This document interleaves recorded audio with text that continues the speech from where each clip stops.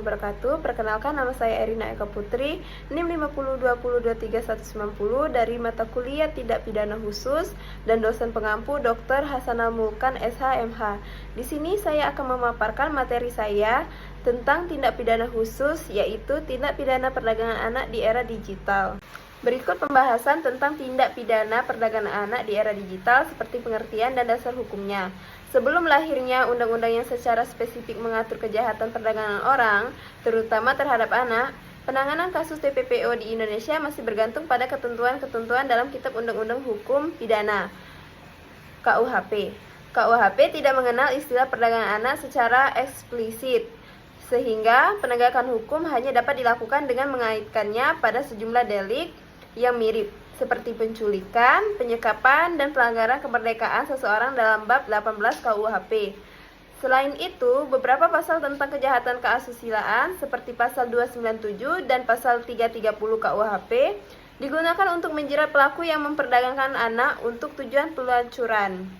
Namun, pendekatan ini memiliki keterbatasan serius karena tidak sepenuhnya mencakup unsur-unsur modern dari tindak pidana perdagangan orang, khususnya dalam aspek proses seperti perekrutan, pengangkutan, hingga penampungan, serta aspek tujuan yang meliputi berbagai bentuk eksploitasi selain pelacuran. Bentuk dan modus di era digital seperti perkembangan teknologi informasi telah dimanfaatkan oleh pelaku kriminal untuk memperluas jaringan perdagangan anak melalui platform digital, media sosial seperti Facebook, Instagram, dan TikTok, serta layanan pesan instan seperti WhatsApp dan Telegram menjadi sarana yang efektif bagi pelaku untuk mendekati calon korban melalui komunikasi personal yang sulit terdeteksi oleh moderator platform.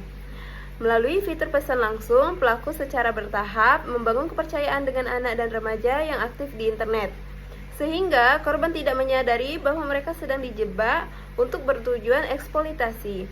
Penelitian Miller dan Zecniak 2021 menjelaskan bahwa pelaku kerap mengiming-imingi korban dengan tawaran menjadi model, influencer, atau pekerja digital dengan pendapatan tinggi. Namun alih-alih mendapatkan pekerjaan, para korban justru dieksploitasi secara seksual maupun ekonomi. Laporan Tempo 2023 menemukan kasus perekrutan melalui akun palsu berlabel HR Recruiter di Telegram yang ternyata mengarah pada jaringan eksploitasi anak. Di luar negeri, The Guardian 2022 juga mengungkap penggunaan bot di TikTok menawarkan pekerjaan cepat kaya kepada remaja dan akhirnya menjerat mereka ke dalam aktivitas kriminal lintas negara. Ada juga berupa dampak terhadap anak. Tindak pidana perdagangan anak meninggalkan dampak jangka panjang yang tidak hanya menghancurkan korban, tetapi juga merusak struktur sosial dan moral masyarakat. Dari sisi psikologis, para korban umumnya mengalami trauma mendalam akibat paparan berulang terhadap kekerasan dan eksploitasi. Banyak di antara mereka menunjukkan gejala gangguan stres pasca trauma kompleks yang ditandai dengan depresi berkepanjangan, kecemasan, serangan panik, disosiasi, serta kesulitan dalam membangun hubungan sosial yang sehat.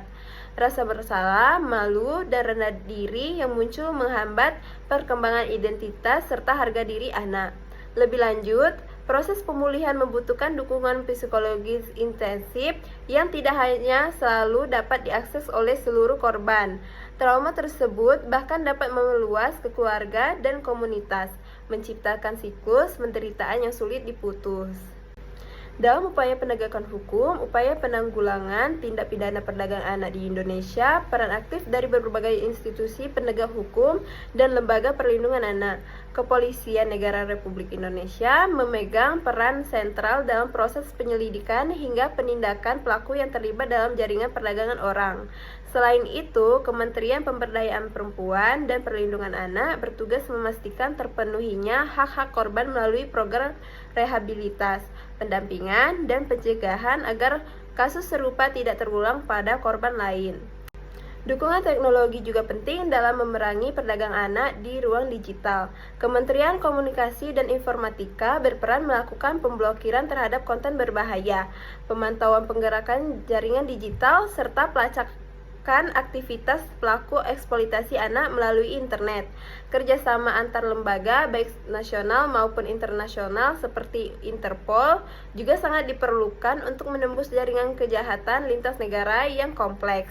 Meskipun demikian, upaya tersebut masih menghadapi kendala berupa keterbatasan sumber daya manusia, kurangnya fasilitas pendukung, dan lemahnya koordinasi antarinstansi, sehingga efektivitas penegakan hukum masih perlu ditingkatkan.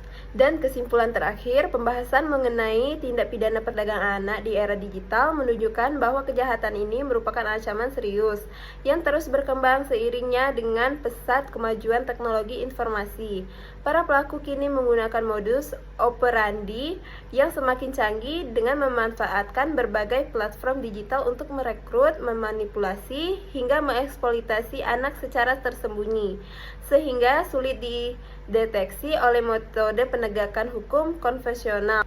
Kompleksitas penanggulangan semakin meningkat karena kejahatan ini bersifat lintas negara, memanfaatkan anonimitas dunia maya, serta terjadi dalam lingkungan yang berubah sangat cepat dengan keterbatasan sumber daya dan tantangan perlindungan data pribadi. Melihat realitas tersebut, penegakan hukum terhadap perdagangan anak di ruang digital membutuhkan sinergi yang kuat dan terintegrasi antara aparat penegak hukum, pemerintah, institusi perlindungan anak, dan masyarakat luas. Kolaborasi ini meliputi penguat regulasi, peningkatan kapasitas penegakan hukum, edukasi literasi digital bagi anak dan orang tua, serta dukungan teknologi pengawasan yang tetap menjaga etika dan hak privasi. Tidak kalah penting, kerjasama internasional perlu ditingkatkan membongkar jaringan kejahatan terorganisir yang bersifat lintas negara. Melalui upaya bersama yang saling terhubung, diharapkan ruang digital dapat menjadi tempat yang aman bagi anak-anak, sekaligus memutus mata rantai perdagangan manusia dari akarnya. Sekian paparan dari materi saya ucapkan wassalamualaikum warahmatullahi wabarakatuh.